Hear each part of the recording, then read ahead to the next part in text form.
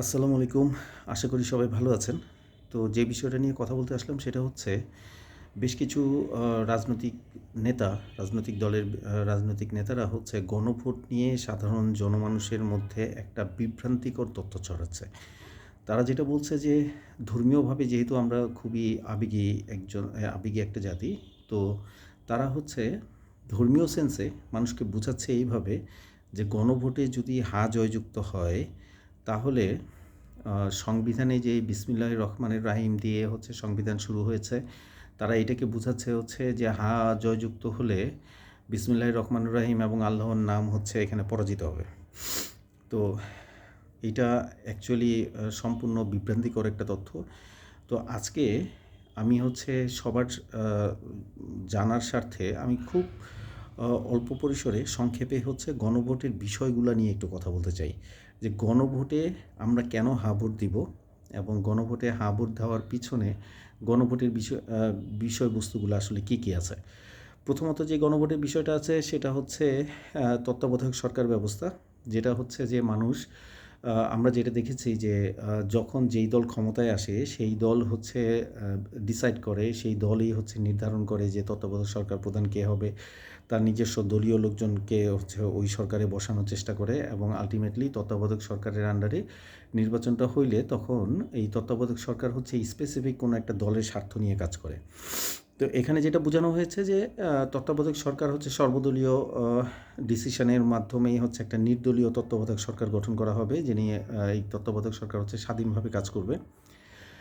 Plus হচ্ছে নির্বাচন commission, যেটা হচ্ছে নির্বাচন কমিশনের প্রধান যারা হবে বা নির্বাচন কমিশন যে এই নির্বাচনগুলা পরবর্তীতে গুলা যে পরিচালনা করবে, নির্বাচন কমিশন একদম স্বাধীনভাবে হচ্ছে নিরপেক্ষভাবে কাজ করবে। এর পাশাপাশি হচ্ছে অন্যান্য যত সাংবিধানিক প্রতিষ্ঠানগুলো আছে, লাইক হচ্ছে বিচার ব্যবস্থার কথা যদি বলি, কোর্টগুলা, তারপরে হচ্ছে দুর্নীতি দমন কমিশন, এরা হচ্ছে স্বাধীনভাবে কাজ করবে। তো দুর্নীতি দমন কমিশন যদি স্বাধীনভাবে কাজ করে তাহলে বাংলাদেশের থেকে দুর্নীতি বিদায় নিবে। দ্বিতীয়ত হচ্ছে বিচার ব্যবস্থা যদি নিরপেক্ষ হয়, স্বাধীন হয়, তাহলে ন্যায় বিচার প্রতিষ্ঠা হবে। তো এই যে বিষয়টা, এই বিষয়টার মধ্যে আমার মনে হয় না একজন সচেতন নাগরিক হিসেবে বাংলাদেশের কোনো নাগরিকের হচ্ছে দ্বিমত থাকার কথা।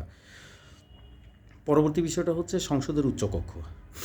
সংসদের উচ্চকক্ষের যে বিষয়টা সেটা হচ্ছে যে আমরা দেখে আসছি যে যেই দল ক্ষমতায় আসে নির্বাচনে জয়যুক্ত হয়ে, যেহেতু হচ্ছে তাদের আসন সংখ্যাই সবচাইতে বেশি থাকে সংসদের মধ্যে, তখন হা না ভোটের মাধ্যমে যেসব বিলগুলা পাস করা হয় সংসদে, তো তখন যেটা হয় যে বেশিরভাগ ক্ষেত্রেই দেখা যায় যে সরকার যেই সব প্রস্তাবগুলা পেশ করে ওখানে সংসদে, ওই সব প্রস্তাবগুলো সব বেশিরভাগ ক্ষেত্রেই হচ্ছে পাস হয়ে যায়। তো এইটা যদি জনগণের স্বার্থে যদি নাও থাকে, জনগণের পক্ষে যদি নাও থাকে ওই সিদ্ধান্তগুলো, তাতেও সেটা পাস হয়ে যায় এবং ওইটাকে আটকানোর কোনো সুযোগ থাকে না। তো যার কারণে যেটা হচ্ছে যে সংসদটা দুইটা কক্ষের হচ্ছে, একটা হচ্ছে রাজনৈতিক দলগুলো তো থাকবেই, তার পাশাপাশি সংসদে একটা উচ্চ কক্ষ থাকবে। এই উচ্চ কক্ষের অনুমোদন ছাড়া, লাইক ধরেন যেটা হচ্ছে যে আমরা দেখে আসছি যে সংবিধান যেটা, যখন যেই সরকার ক্ষমতায় আসে সেই সরকার স্বার্থ হাসিল করার জন্য সংবিধানে বিভিন্ন সংযোজন বিয়োজন করে, সংবিধানকে ওরা সংশোধন করে নতুন নতুন আইন তৈরি করে এবং ওই আইনগুলো তাদের প্রতিপক্ষকে ঘায়াল করার জন্য ব্যবহার করে। তো এইটা ব্যবহার করার যেই ট্রেন্ডটা বাংলাদেশে আছে, এইটাকে ডিফেন্ড করবে হচ্ছে উচ্চকক্ষ। যে উচ্চকক্ষের অনুমোদন ছাড়া চাইলেই কোনো রাজনৈতিক দল হচ্ছে সংবিধান সংশোধন করতে পারবে না। তো এইটা যদি হয় তাহলে হচ্ছে ন্যায় বিচার প্রতিষ্ঠা হওয়ার পাশাপাশি স্বৈরাচার হয়ে ওঠার যেই একটা প্রবণতা থাকে রাজনৈতিক দলগুলোর মধ্যে, সেইটা আর থাকবে না। তো এটাও একটা ভালো দিক, এটার মধ্যে আমি কোনো নেগেটিভ কোনো ইস্যু পাই না। তৃতীয়ত হচ্ছে প্রধানমন্ত্রীর মেয়াদ।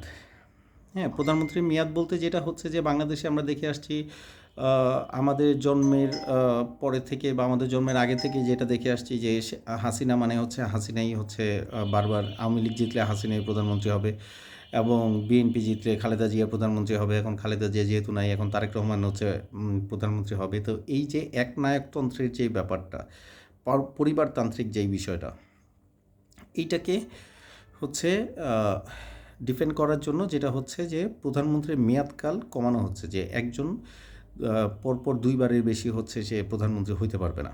তো এতে করে পরিবারতান্ত্রিক যে রাজনৈতিক যেই টেন্ডেন্সিটা বাংলাদেশে এইটা নিয়ন্ত্রণ করা যাবে।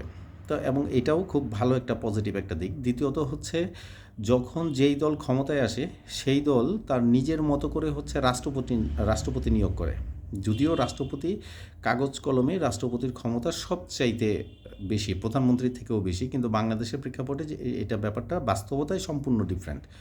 যেটা হয় যে রাষ্ট্রপতি হচ্ছে সরকার দলের একটা পুতুল হিসেবে কাজ করে, যে সরকার যখন যেই সিদ্ধান্ত নেবে রাষ্ট্রপতি সেটাতেই শুধু হ্যাঁ হ্যাঁ বলে যাবে আর কি। এটার মধ্যে তার কোনো দ্বিমত করার কোনো সুযোগ থাকে না, যার কারণে যেটা হচ্ছে যে প্রধানমন্ত্রীর মেয়াদকাল হচ্ছে কমানো হচ্ছে এবং রাষ্ট্রপতির যে ক্ষমতা সেটাকে বাড়ানো হচ্ছে। এবং এইটা করলে যেটা হবে যে একটা দল ক্ষমতায় আসার পরে তার যেই লাগামহীন আচরণ সেটা নিয়ন্ত্রণ করা যাবে। তো এটাও আমি একটা ভালো দিক বলে মনে করি। চতুর্থত যেটা হচ্ছে সেটা হলো জুলাই সনদে যেসব বিষয়গুলা সংস্কার প্রস্তাবগুলা করা হয়েছিল, সংস্কার প্রস্তাবের মধ্যে বেশ কিছু আইনকানুন আছে, সংবিধানের বেশ কিছু বিষয় আছে যেগুলোকে চেঞ্জ করা দরকার। কারণ সংবিধান সেই 72-এর সংবিধান যেটা এখনও পর্যন্ত চলে আসছে, 72-এর সংবিধানে আমরা দেখে আসছি, 72-এর সংবিধানে হচ্ছে শেখ মুজিবও এক সময়তে স্বৈরাচার হয়ে উঠছিলেন। তারপরে হচ্ছে এরশাদ সাহেবও স্বৈরাচার হয়ে উঠছিলেন। একদম রিসেন্টলি হচ্ছে শেখ হাসিনাও স্বৈরাচার হয়ে উঠছিলেন। তো যার কারণে সংবিধানে কিছু সংশোধন প্রয়োজন, বেশ কিছু আইন কানুন হচ্ছে পরিবর্তন করা প্রয়োজন, সংস্কার করা প্রয়োজন, এবং প্রশাসনিক ক্ষেত্রেও বেশ কিছু সিস্টেমের সংস্কার করা প্রয়োজন। এই সিস্টেমগুলো যদি সংস্কার না হয় তাহলে দুর্নীতি কমবে না, অন্যায় কমবে না, এবং প্রশাসন, আইন কানুন এবং শিক্ষা ব্যবস্থা, নাগরিক অধিকার এই জিনিসগুলোকে বাস্তবায়ন করাটা সম্ভব হবে না।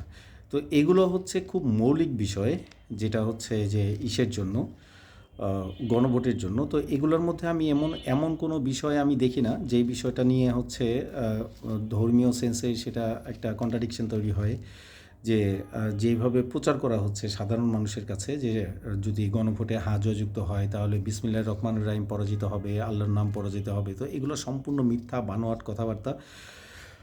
যদি হ্যাঁ জয়যুক্ত হয় তাহলে যে সংস্কারগুলো হবে এবং যেই সরকারি ক্ষমতায় আসুক তারা যে সংস্কারগুলো করতে বাধ্য থাকবে, এইটা যদি হয় তাহলে দেশে যেই চুরি বাটপাড়ির যে সিস্টেমগুলো রাজনৈতিক দলের, যে 10 কোটি টাকা খরচ করে এমপি হওয়ার পরে তারপরে 5 বছরের মধ্যে সে 1000 কোটি টাকার মালিক হয়ে যায়, এই যেই দুর্নীতি, চুরি, বাটপাড়ি এগুলো যেগুলো হয় রাজনৈতিক ব্যক্তিরা যেগুলো করে আসছে, এগুলো বন্ধ হয়ে যাবে।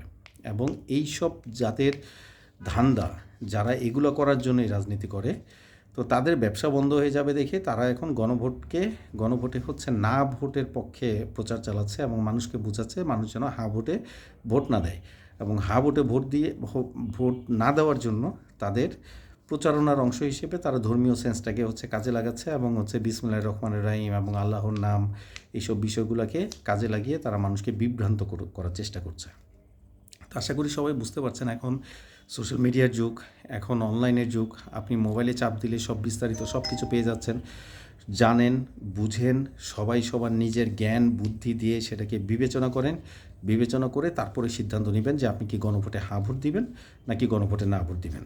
ইভেন জাতীয় নির্বাচনে আপনি কোন প্রার্থীকে ভোট দিবেন, সেই প্রার্থীকে কেন ভোট দিবেন এবং কী কারণে ভোট দিবেন, তাকে ভোট দিলে কী কারণে ভোট দিবেন, ভোট না দিলে কী কারণে তাকে ভোট দিবেন না, এই বিষয়গুলো নিজের বিচার বুদ্ধি দিয়ে বিবেচনা করতে হবে। সো ওইভাবেই সবাই সিদ্ধান্ত নেবেন। আমরা অনেক বছর পরে বাংলাদেশকে বিনির্মাণের জন্য একটা সুন্দর একটা এনভায়রনমেন্ট সুযোগ পেয়েছি। তো আমরা আশা করি যে বাংলাদেশের মানুষ তাদের জ্ঞান বুদ্ধি দিয়ে বিচার বিবেচনা করে তারপরেই হচ্ছে ভোটের সিদ্ধান্তটা নেবে। তো সবাই ভালো থাকবেন। ধন্যবাদ। ইনকিলাব জিন্দাবাদ।